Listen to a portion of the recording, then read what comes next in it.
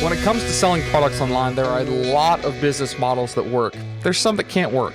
And one of the ones that's gotten a little bit of a bad reputation, a little bit of a stigma attached to it, is drop shipping. Today, our guest is going to be talking about drop shipping. We're talking about how the industry's changed, what works, what doesn't work, and where it may actually be good for you. Check it out. You're going to like this episode. Here we go.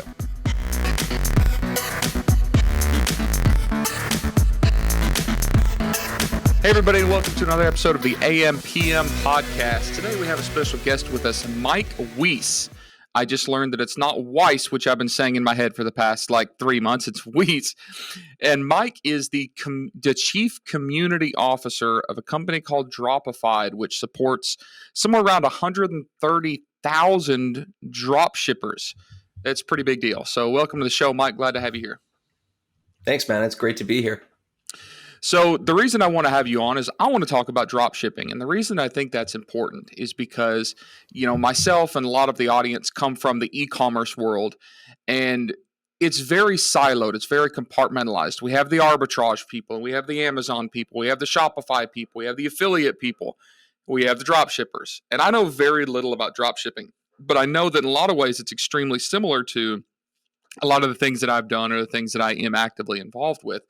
But I think there's a lot of misinformation about drop shipping, and I think that there might be some missed opportunities, and there might be some people jumping in too deep and maybe paths that aren't going to be very fruitful. So I'd like to talk kind of a lot about drop shipping today as it pertains to, is this a relevant side hustle? When would this be applicable? Who should be looking at this type of business model, things like that. But first off, let's start off with you. So I already gave the punchline away that you're now the chief community officer of Dropified. First, tell us what chief community officer even means. 'Cause it sounds like one of those cool corporate names you make up when you can't really find a typical description. You know what? And I think that's pretty much it. The whole point when I came on with Dropified was so Chase Bauer and Lowell Rempel are the two co-CEOs here at Dropified. And if you ever meet Chase or Lowell, they're both awesome guys. But both admittedly don't really kind of want to be out there and be the face of Dropified. And so what they were looking for was somebody that had experience in, it didn't have to be 30 years experience or anything like that, but just they had to have enough experience in both just e-com, dropship, arbitrage, private label, to be able just to speak to the general community about what is Dropified doing with their new tiers and how are we advancing and growing, which I know we're going to get into later in the show, but so I won't bother anyone with that right now. But yeah, so then they had interviewed something 10,000 people, I think, which is a pretty obscene number actually. And when they got back, it was something like 10,000 resumes they got, and I didn't know that till after I had gotten the position here, but I just actually had such a dream, for Dropified because I there was a time when I actually needed to drop ship in order to actually get my family out of a really nasty situation where we were stuck in the United States. And by the way, we're from Canada. That's why I say stuck. This isn't some weird political thing, but yeah, we were stuck in the States for about 6 months, and man, we were trying every which way to get out, and we just couldn't because financially we didn't have it. And so I needed to use drop shipping, and Dropified was the platform I chose because there's a lot of great things that helped me make the money quickly. And I was able just to quickly put together about 20 grand in a couple of weeks, and we were able to make our way back home. And so what the chief community officer position is, it's really someone that was a lot like me. It's someone that, none of us really fully understand, what's coming in e-commerce. Everyone can always predict what they think is going to happen. But a lot of people are kind of stuck in this same situation where they're like, well, I know what I'm kind of doing, but I don't really know how to prepare. Or there is some people that are even a little bit further behind that and just saying, man, I have no idea what I'm doing. All I know is I just kind of lost my job, or all I know is I kind of just want a side hustle. But man, this is super confusing. And so my job is to come in and say, hey guys, listen, there's been very few things that you are going through that I haven't gone through. So let me just take you by the hand.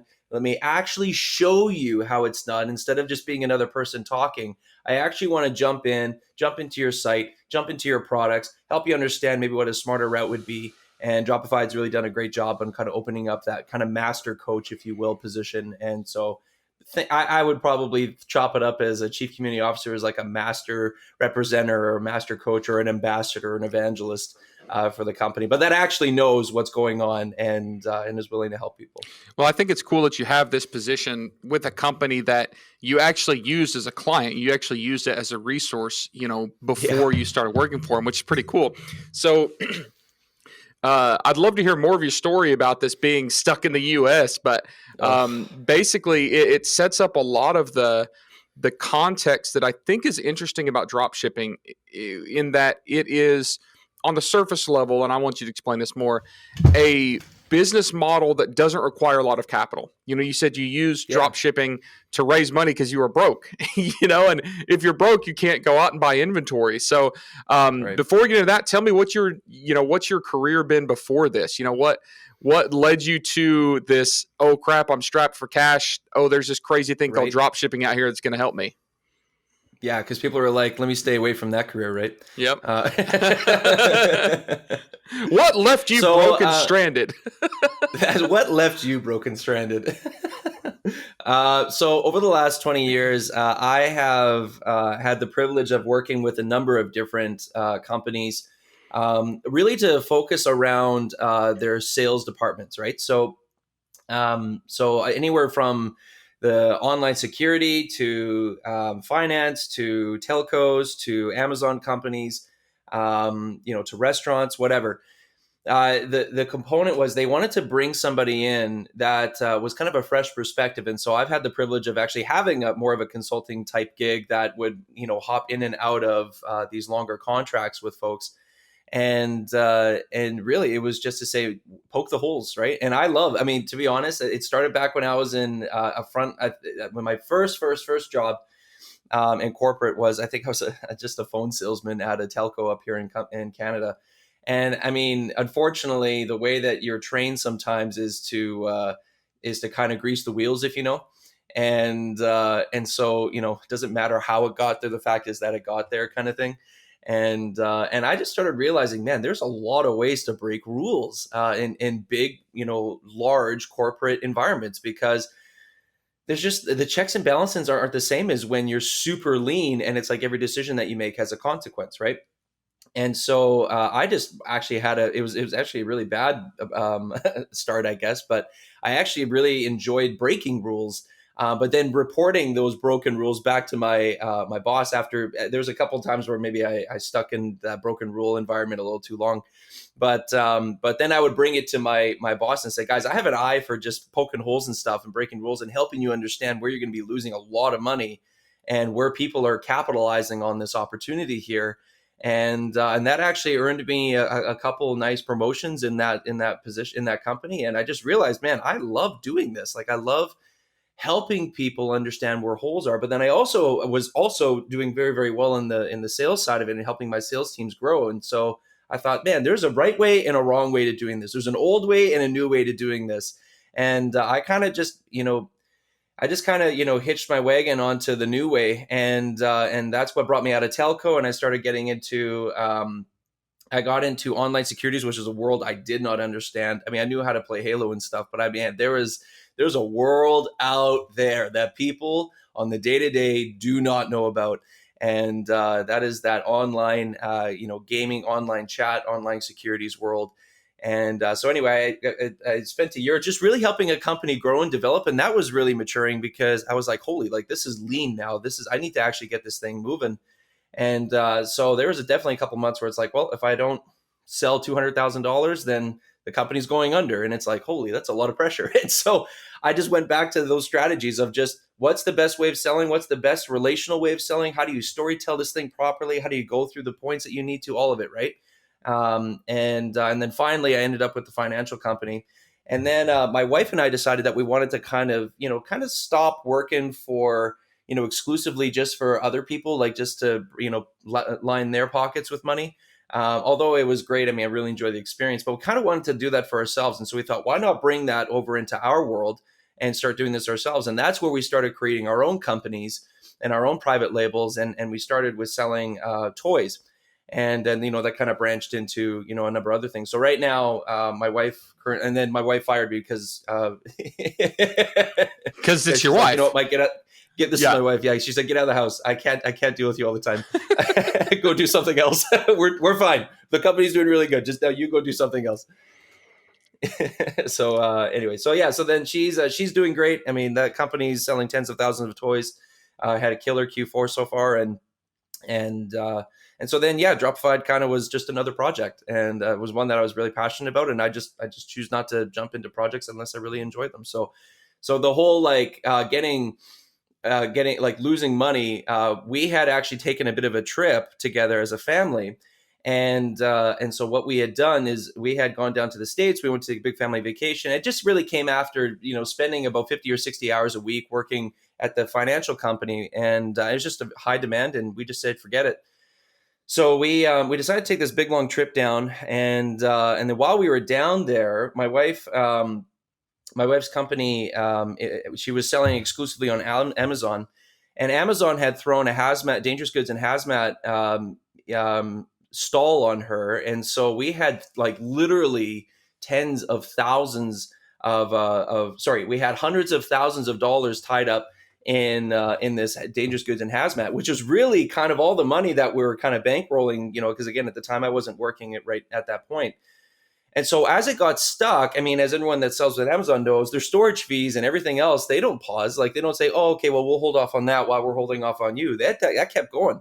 And so we were at a point where our season was hot, and we actually, Amazon came in and they froze everything. And for 6 months, they were charging us storage fees, which obviously incrementally got bigger. But this was over a time when the IP score came in.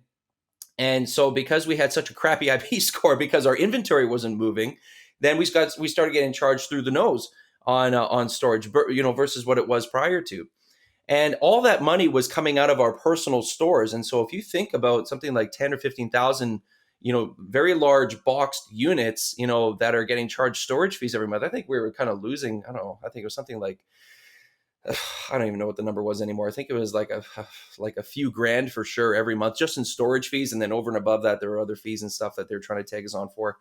And so all of that actually started coming off of our personal stores as well, because like our personal monies, our personal funds, credit cards, everything else that we had attached to the personal side of that business account, which we were using, for things like gifts or whatever prior to, because we were homeschooling our kids. And so we needed to get our Amazon, it was faster for us to use Amazon than anything else to get our stuff, to help homeschool them. And so anyway, these days, they just took all of our money. Essentially, that's kind of where it all came down to, is Amazon just literally took all of our money. Now, granted, we owed it in storage fees, but we also were locked in being unable to sell. And so then at the very end, we got to a point where we literally we had less than $10 in the bank. I mean, luckily we had some friends that were helping us out with their house, and so they let us use their house, which was, there'll always be a blessing in our lives. And I remember my wife went out and she spent the last $9 we had on, I think it was a carton of eggs, some butter, and then some rice or something like that, just to stretch as much food as we could, because that's where we're at. And I thought, man, there's got to be a way to actually sell something. And I didn't have time to private label. I didn't have the money to private label. And I thought, how the heck am I supposed to do? I can't go out and consult because I'm a Canadian. I can't work in the States.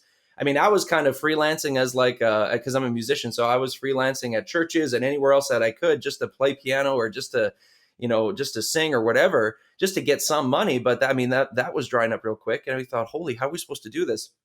Well, then, I had done Shopify and drop shipping before. But I made the mistake of doing the whole, Walmart thing, where I'm just like, hey, we're going to pretty much copy and paste all of AliExpress and put it onto my Shopify store, and everyone will come to me instead of AliExpress. It's like the common mistake, right? And so I spent thousands of dollars and just, it wasn't working. And so then this time I thought, okay, I can't do that. I have to be really specific. So I actually ended up finding a number of different products for dropship that I knew people were looking for over the Thanksgiving holiday last year.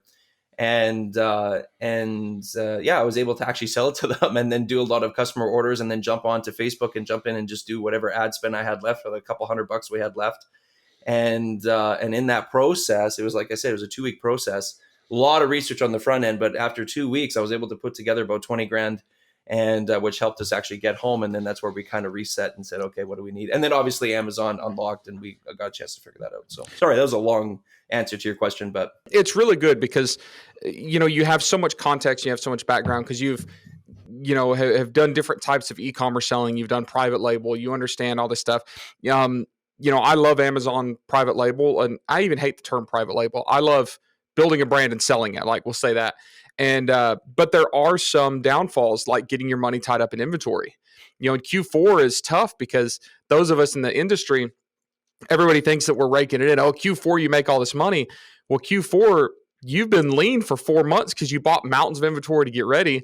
And now you're depleting your inventory. You got to turn around and push all that money back out to buy new inventory for Q1 and prior to the Chinese New Year and all that good stuff. So drop shipping is very interesting because it is a business model that doesn't necessarily need massive amounts of cash up front. And I know there's some caveats to that, but for the people that are not familiar with drop shipping, can you just define what drop shipping is? I know we've said the term probably 374 times this episode already, but what is drop shipping? Yeah, no, it's a good question. So ultimately, and drop shipping has a really nasty stigma attached to it because it comes across with quality. But I'm sure that we'll talk about that here in a little bit because I think that there's a lot of false beliefs that come with that. But essentially what drop shipping is it's basically shipping products to your customers directly from your suppliers. And what essentially that means is that you're never holding any inventory. So how it works is that you're going to create your own, online store, or you're going to do your own direct mail order, or you're going to whatever it is that you're going to do for your medium for people to purchase, you're going to create that. And then whenever someone buys it, essentially the order comes to your store, okay? Which then you are then going to place the order directly with the supplier because now you're holding the money. And then you're going to order directly from the supplier. And then you're going to be buying it at a much lower cost than what the person paid you for. So you're paying the margin. They're paying the margin and you're paying cost.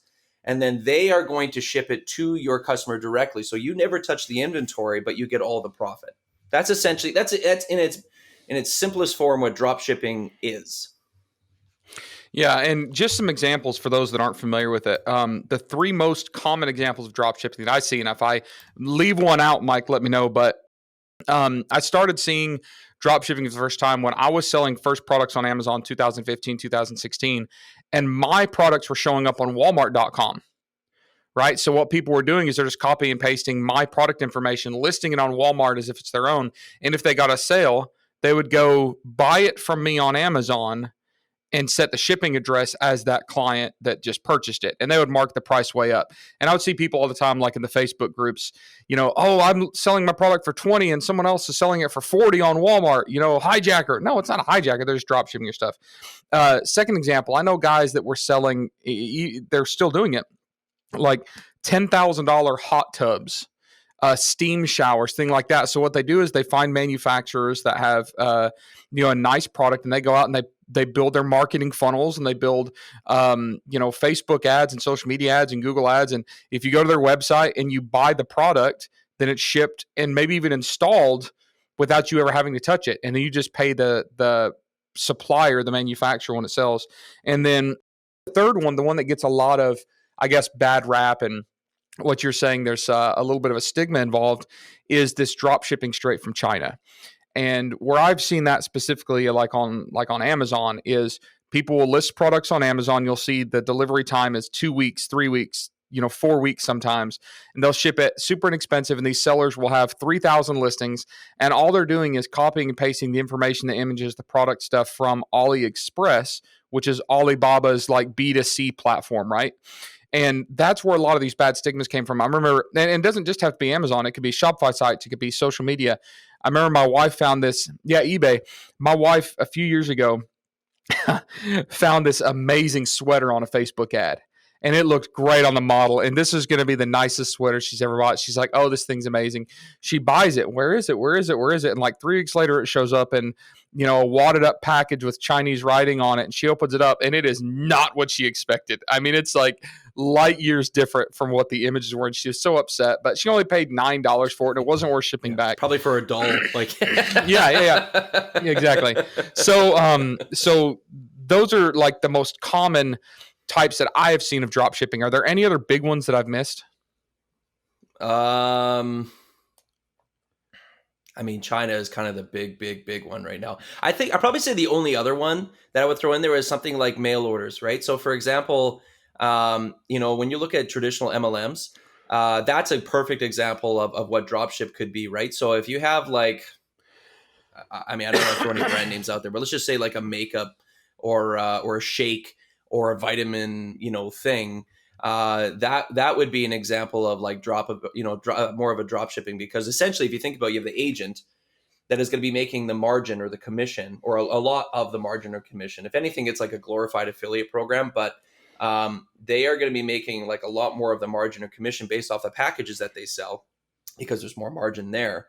And then when that happens, they say they go to their friends and they have a party or whatever, and they showcase all this great stuff. Then people say, great, I want to buy one of those. Then they're going to go and place the order for them, like, face to face, because that's the strategy. And then that order, like, they're not touching the inventory, right? So that order literally is going to go around that person, and they're going to go directly to that person's house. And then the beautiful part is now they've signed up on a subscription model. So now they become, a seller, or they're going to become a client, but they're going to have discounted rates. And that's the same thing, right? A lot of people assume that the hardest part about selling online is having the product. No, there's a million products out there. The hardest part is getting people to buy it. So you do that with marketing. Amazon's cool because there's a huge platform, but the reason you can't sell everything on there is because there's either no market or it's a saturated market. And there are so many manufacturers out there that have great products, and they just can't sell the stinking things because they don't understand marketing. So drop shipping is a great way for people that have some marketing prowess, that knows how to access audiences, that knows how to build funnels, that knows how to tell a story and connect the manufacturer with the end user, right? So what are some of the biggest misconceptions about drop shipping as a business model? I think the first one we've already talked about, that, it's all a scam, and that it's all junk, right? Yeah, it's a scam. It's junk. It takes too long to ship. Am I even going to get it? Poor customer service. Because, I mean, if something takes 60 days to get to you, that's not like a chandelier or something that's like big enough to actually, merit a 60-day delivery date, or handcrafted. There's just lots of issues when it comes to customer service. Tracking lost items can be coming through pretty big.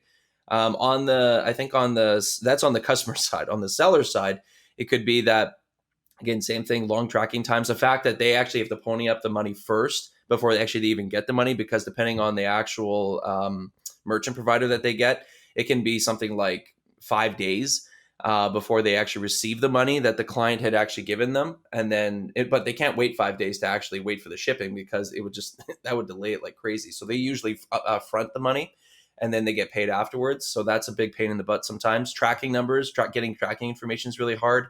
They have to work with a number of different tools to get out there. And I think the biggest part, and you've said it already, is marketing. Marketing is very, very difficult sometimes for the seller, because they're selling the same stuff as everybody else. And so how do you sell something that's the exact same, but and try and sell it a little bit differently? And that's always a big trick for people. And everyone that jumps into dropshipping, they do it because of the super, super low, cost barrier to get into it. And there's a truckload of learning that comes with it. I'm not talking about it's a lot to learn. I mean, like, there's so many resources that people can pull from. It's not like a very hyper niche. You have to spend $2,000 just to get this amazing course. Like, it's free. Everything is out there, and you can learn from the best. But these are a lot of the negative stigmas that at least people are told before they want to come into dropshipping. So what are some of the biggest changes that have happened in the industry? Give us like an overview, because I know that 3 years ago, the drop shipping scene, quote unquote, was very different than what it is today.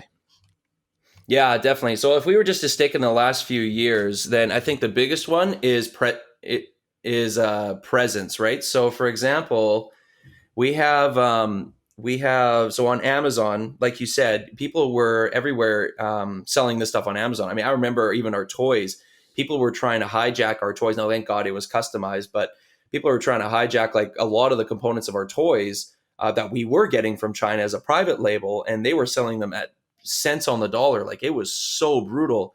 And and so as a reaction to that, I mean, you would know this as well, but as a reaction to that, people are getting super pissed because think about it. Amazon is at a position where they have hundreds of millions of customers that are coming onto Amazon for one thing. That's not to consume content. That's not to write blog articles. That's literally to shop. And if they have a crappy experience because the product quality is bad, well, guess you. I mean, Amazon also, as being a seller on Amazon, they take over the customer service component or a lot of the customer service component. So if they're the one fronting all the questions of my product is crap, I want a refund or I want a new one and all that stuff. Well, I mean, Amazon's not going to, I mean, what are they going to do about it? Like the product is crap and they go back and they find out where it's sourced from. And that's why they're actually asking people, where is this sourcing from now? That they require that on so many different categories in is tell me who your manufacturer is. And because I want to know, is this going to be something that's drop shipped or is this actually your own brand? And it feels like Amazon has really taken a big push onto branding. Like I only want real branded products, real companies, not just these fly by nights or these drop shippers that are coming on. And I'm telling you, that last year alone, that drop ship component, like where people were allowed to jump in I remember it was last December, I saw it everywhere. And I was just like, I was blown away. I was like, man, Amazon is going to tank. There's no way that they're going to survive if they keep allowing these people on here, because everyone is selling the same crap, but for like a few pennies more or a few pennies less. And it's the same thing as every other, commerce site out there, or every Facebook ad that you see for whatever the product is. It could be anything that is coming from AliExpress. So that's one big change, I think, is the actual gating to drop shippers on Amazon. And I think that was a pretty bold move for Amazon because but I think it was necessary because a lot of people are coming in and just really defaming this thing like crazy, which is not the purpose of drop shipping. It's not to sell. It's not to sell crappy products. It's to get people products that they want at a discounted rate because just you can. I don't know. Like that's kind of the beauty of it is you have these people that are super ambitious and super lean and super young, and they want to come in and give you the best experience possible. And sometimes on Amazon, you don't get that because you don't have the heavy customer service component that you would if it was outside of Amazon, right? So that's one. I mean, two, you could date it all the way back to the 60s and 70s, when it actually started. But I mean, we don't have a lot of time today, I think, to dive into all that. But I mean, the thing is, the evolution of it since the 60s has been crazy, even from direct mail, from, JCPenney or Sears, all the way to the .com, all the way to when eBay and Amazon kind of first surfaced. I mean, it has really evolutionized across the way here, and it's been pretty fascinating to see, even in this last few years, kind of what it's done. So anyway, so to answer your question, that's because Amazon was off the table, which is a ocean of buyers. People had to go back and they had to say, okay, I need to get really smart with how I'm going to market this thing. And now people are looking to how can I actually put my own brands on these things, and that's changed the game wildly as well, because you need to drive volume in order to create those private label brands, which again comes into just the traditional private label model anyway. Hope I answered your question there from my opinion, but you definitely did, and that's going to lead me to my next question is, considering all the changes, considering all the misconceptions, but considering the opportunity, right? Because it has worked for a lot of people. It does work in certain scenarios. It obviously worked for you, in a time you needed it. Can you give us just a high level overview of the business model now that does work in drop shipping? I know that's a big question, but I feel like that's getting, I was like, I don't even think it's evolving right now. And we'll see kind of what that looks like. I think here's the thing. Drop shipping, the best way of dealing with drop shipping is really this. If you can drop ship with your own private brands on it, which there are ways of doing that with print on demand, and there's a lot of really great ways to like customize drop ship stuff. Now you're doing it at a premium, which means you're not going to be making as much margin. But again, the ultimate question you're trying to answer is, what are people willing to buy? And how do I know that? How do I have enough data to prove that this is what people are willing to buy? And how can I bring it to them where the quality is there? So the one model is customization, okay? And I think that's a super powerful way because it's unique. It's something that no one else will have, and it's what everyone wants. And so, for example, things like, if you have like a journal is not unique, but a journal with your name on it, or a journal with a verse on it, or a journal with, a specific saying that you and your friend always say, that's unique. The journal isn't unique, but because it personalizes it with that individual message that only you and some other people, or only you and your family would understand, That's what makes it special. So that's what actually drives people to be able to do that. Now, how do you do that at a volume base? Well, you don't open the doors to that message to everybody else. You do, however, say, hey, customization available, right? And all we need is a picture. All we need is your writing. All we need is this, right? And then that's it. And then you're good to go. Or the other way of going about it, so you open the doors for customization, was a lot of work on the dropship side, but it's still going to open up the doors for how you could sell. I think the other model is looking for designs, if you're sticking to the print on demand side, is looking for designs that are already responding to people. A lot of people want to express themselves on things like merch, right? So that's why Amazon merch is out there. That's why you have companies like Printful out there, Viral Style, Teespring, whatever, is because people want to be able to express themselves. So how are they wanting to express themselves? Who's already kind of hitting the market right now, and in what way? And how can you kind of take inspiration and actually transfer that into another audience? So outside of print on demand, so if you're not going to do anything with customization, the the tried and true method with with drop shipping is you got to find products that have high perceived value but are actually low cost, right? So for example, jewelry is always going to be something that has high perceived value but is always going to be a low cost. And it's great because when it ships, it's going to ship super cheap because it's so light, right? So if you can you go out there and you see all these freaking rings, and you have tungsten rings, you have, you have titanium rings, you have rubber rings now, you have like wooden rings, like you just, whatever it is, you have to make sure that is a high perceived value. And then if you can get it into bundles where it's not just one at a time, but you can get two or three at a time, right? And you do that by figuring out which manufacturer is going to do that for you. And again, trust me, there isn't a manufacturer in China that won't make exactly what you want if you can show them that the market is going to be really hot for it. So again, you want to get things that have high perceived value and then have but low cost. I think the third model, and this is what I recommend, is not just high perceived value, but it needs to be something that's literally cutting edge that people really haven't seen, and they would love to be able to add to their world. And that could be cool lamps, that could be a carpet, that could be different towels that people have. Like it could be anything. It could be a dress that no one's ever seen before. And one easy way of doing that is if people were to go into, places like Wish, which essentially is kind of like the major competitor against all drop shippers, is because literally it's the manufacturer going on there. And I think they're upselling it by like 5% or 10% or something like that. So you're getting so many cheap things on Wish. Is being able to get something that's local, right? So the only competition that you can have with someone like Wish, who is going directly from China most of the time, is be able to go into places like AliExpress, or even Alibaba, and asking for like low minimum order quantities if you don't really want to jump into full drop ship. But just do that where they actually have presence if you're in the United States, The United States is growing like crazy with the local suppliers that are available. And it's because the one area that you'd be able to kill them on is shipping, especially when it comes to Q4. People don't have 2 months to wait for their Christmas presents. Like they have maybe you have 2 weeks. And so if you want to get in there and make sure you can get shipping done in 7 to 10 business days, then you're able to go in and do that, and you can push it really hard over the next 2 weeks, and they will get it for Christmas because it's locally supplied. Now that we've looked at, some of the misconceptions, and we can bust those up by saying, hey, you can offer good products. You can make sure that it gets there on time. You can do marketing correctly. And we're talking about, a lot of the ways in which it works has to do with supply chain. So fast delivery, personalization ability, and high quality products.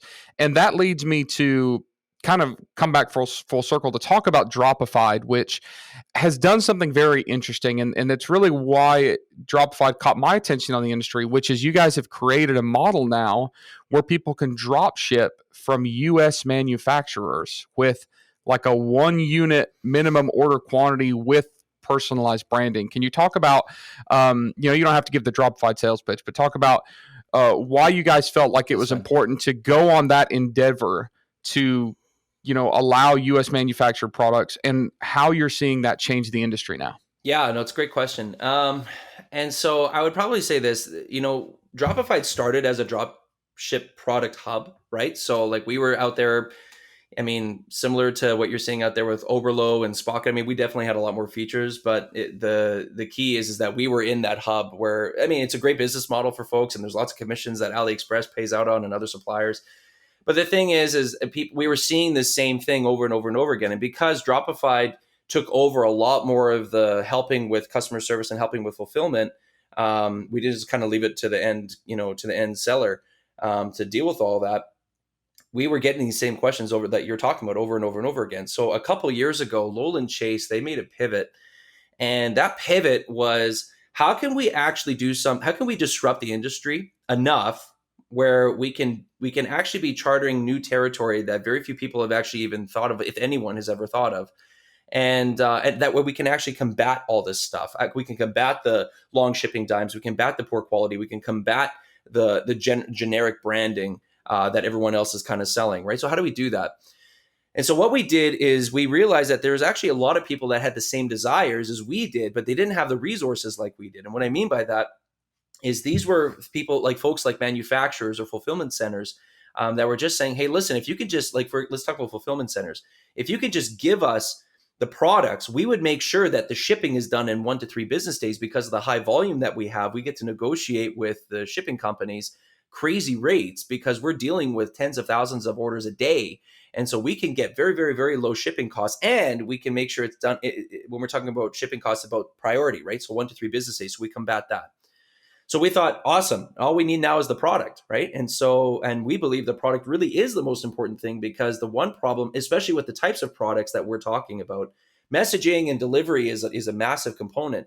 But if your product sucks, you can be the best marketer in the world, but you're only going to get that customer once. And then, word of mouth is going to travel way faster than your marketing. And then it's going to slowly go down, right? So what we did is we went after the product, and we said, okay, what's the right product to do this with? Well, it's not rings, it's not towels, it's not dresses, it's not, because these are all single purchase items. No one's ordering a dress every month, no one's ordering, or at least not the a same ring dress every month. You know what I mean? Yeah. Not the same dress. That's right. Yeah. And so, I mean, you do get some kits like that are out there. Like FabFitFun does a really great job on really creating, these kits and sending them out. You have great stuff for kids out there that do the same thing, and it's really cool. But the thing is we wanted to bring something that brought a lot of value to folks, and especially when it came to the health industry. And we saw the health industry booming, and it has been booming for a very long time. And so when we're talking about health industry, I'm talking about supplements, right? But then we couldn't ignore the skin care market, which was coming close to about $500 million by the time that we got into it a couple of years ago. And I think right now it's almost at $750 million. It's crazy how much it's been growing. And so we thought, great, now we got to get skin creams in there. And then pet industry was on the rise, and CBD was the Wild West. And we thought, maybe everyone's stupid. Everyone in our company would be stupid to not jump into the CBD side of things, because this thing is going to take off. And we believe that. That's why we opened it up. And so we said, why are we choosing these markets? Well, it's not just because the quality of these are easier to gauge, because it's all certified, right? Like you need certifications and testing and quality assurance to make sure that these are high quality products if you're going to the right manufacturers. But it's because our end seller not only is going to get a quality product, but they're going to be able to do it with their own labels, their own brands, their own designs. And why does that matter? Was because when they do all their heavy marketing, that's going to help them huge on their marketing side, because they get to literally target people where they are. They're not asking people to come to them. If they want to find a golden retriever owner in Wisconsin that's a cheesehead, awesome. They can actually create a very specific label if the market was big enough there for them to do that. Well, actually, I'm going to recant that. It doesn't matter if the market's big enough. Just as long as it's someone that even if they can get 50 people or 100 people or 1,000 people that fit that demographic profile, then you know what? As long as they can have people, when they see that, they're going to be like, oh my gosh, this is exactly for me, especially if it solves the problem that I'm trying to solve right now, which is, golden retrievers have heavy joint support issues over in Wisconsin. And you know what? The only thing that I'm kind of breaking out is, are they a cheesehead or not? Right. They could be a factory worker. They could be a stay-at-home mom. They could be a teacher. It doesn't matter. But I can break out as many of those labels as I want and target. And that's the whole purpose was to help them market so that they could find what that winning label, that winning design, and winning demographic would be. But The key here was not just to find and get them to buy it once, like the dress that we talked about. It's so that because the market that we're in is heavy rebuy because they're consumables. When someone is done their multivitamin, pack, they are going to want another one because they are trying to supplement those vitamins, nutrients, and minerals, that whatever it is that they're trying to put in their body or on their cream or on their skin for their creams. They want to they want to rebuy that. They need that again, especially if it's a high quality product. And so now we're thinking this is where it's going to take off, is because these are high rebuy markets. So when we tell people to sell this thing, we're telling them, if you do not have a subscribe and save set up, get it, because this is your bread and butter, because that's how you get your recurring revenue and your overall cost of acquisition going down. And everything after that initial, purchase is sheer profit. And you're getting profit for months and months and months and months and months from each customer that comes in, which is going to add to your budget for marketing, testing out different markets and these untapped markets and untapped niches that no one has ever gone after. So what we did is we said, okay, well, here's the arrangement we're going to make with you. We will actually take these from you. So Dropified, will buy these from you and at cost, and then we'll negotiate the wholesale with you. We'll put them in these fulfillment centers that have the printers in them. And then at the end of the day, whenever someone orders something, it's going to come through our platform, go right to the fulfillment center to print this label or these labels of whatever products that they have, because we'll always carry stock there. And then they'll be able to put it all in the same box, ship it out to the person in 1 to 3 business days. But then you talk about the stock issue. Well, actually, there is no stock issue, because if you have a constant, it's kind of like a water faucet, right? You can't run from your water main outside into your house, because that's just an obscene amount of water that will constantly be flowing. What you need is a valve, right? And so think of what we're doing as the valve is when we need to turn on more or get more water in the tank, we're turning the valve on. It's just as simple as doing that. Water fills in super quickly. Boom. We turn off the valve. We did care, we use the water for what we need to. And if we need more, we'll turn on the valve and keep coming through.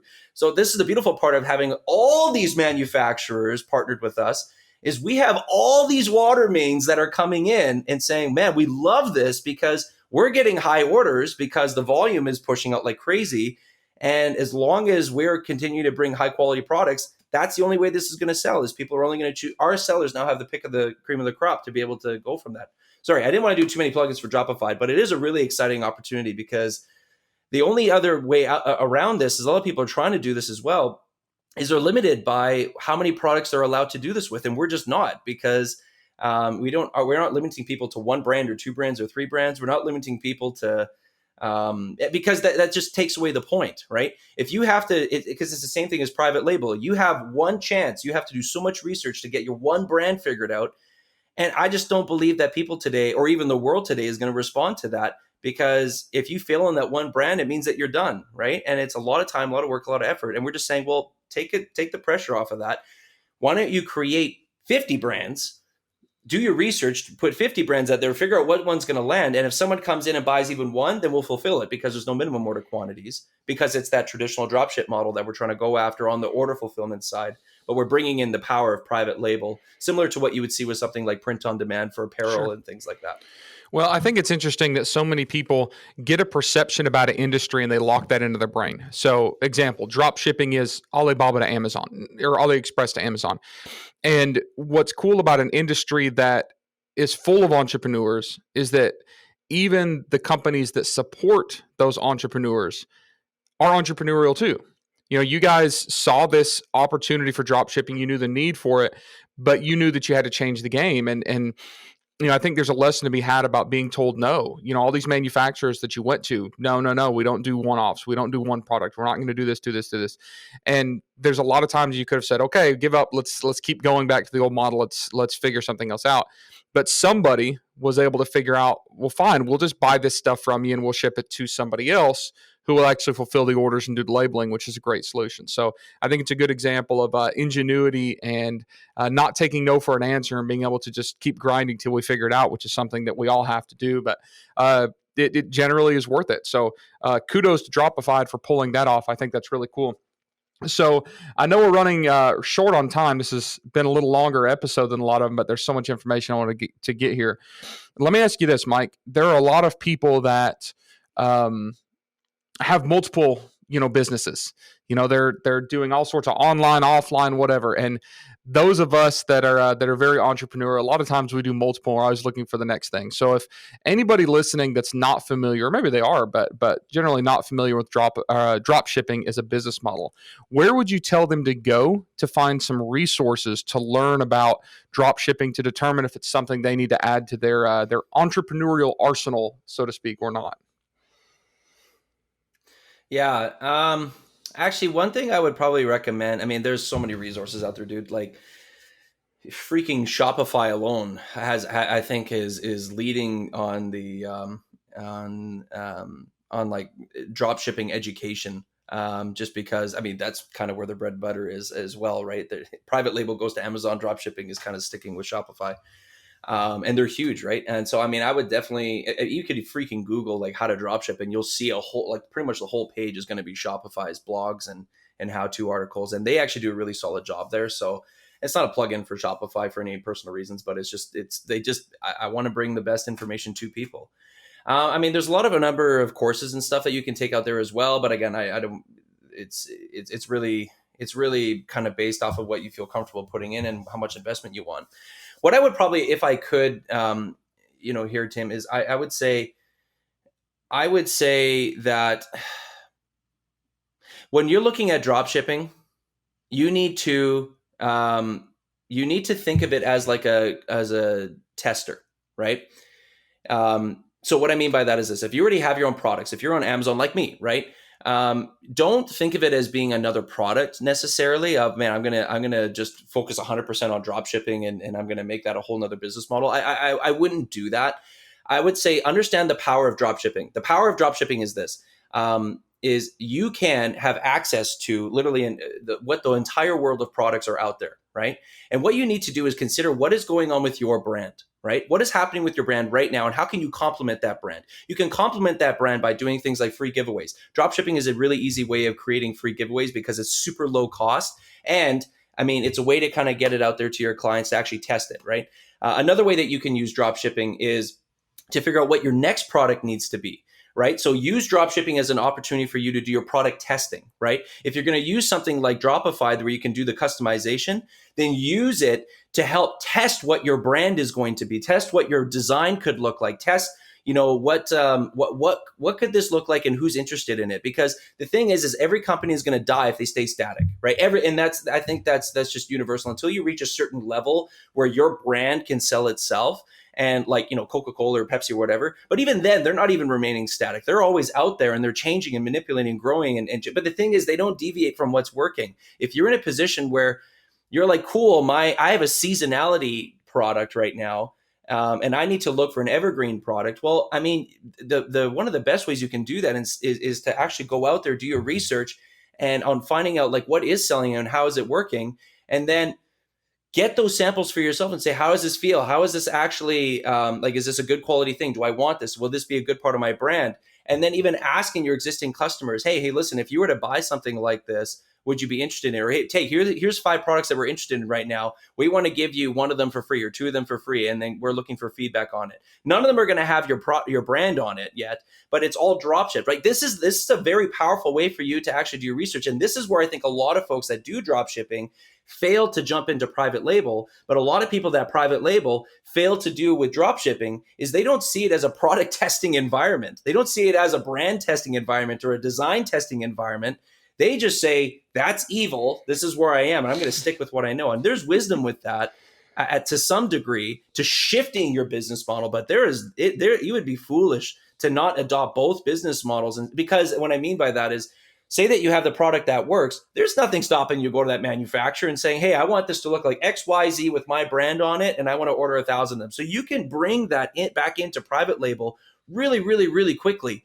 But to actually jump out there and say, man, this isn't working for me for dropshipping because of all these negatives. Well, I mean, you're missing out on so much opportunity for folks like our 130,000 customers that are saying, thank you, please don't, stay out, because we figured this thing out here. And because we know exactly what Mike's saying, and this is exactly what we do.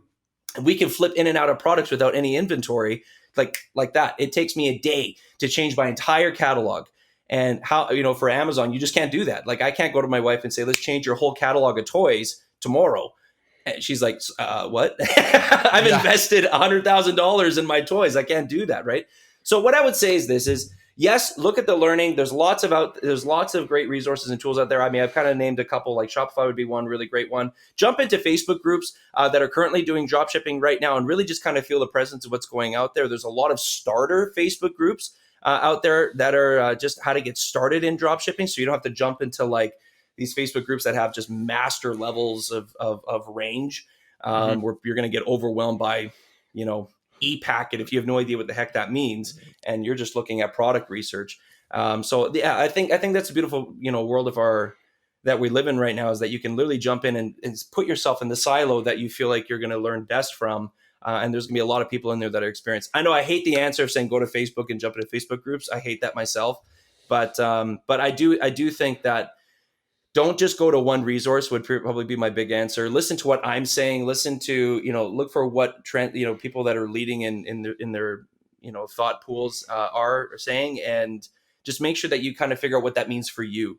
And then just go out and do it. Go out and try it. Go out and start with like 5 dropship products, which takes literally 10 minutes to figure out. Like, it's not difficult to get started.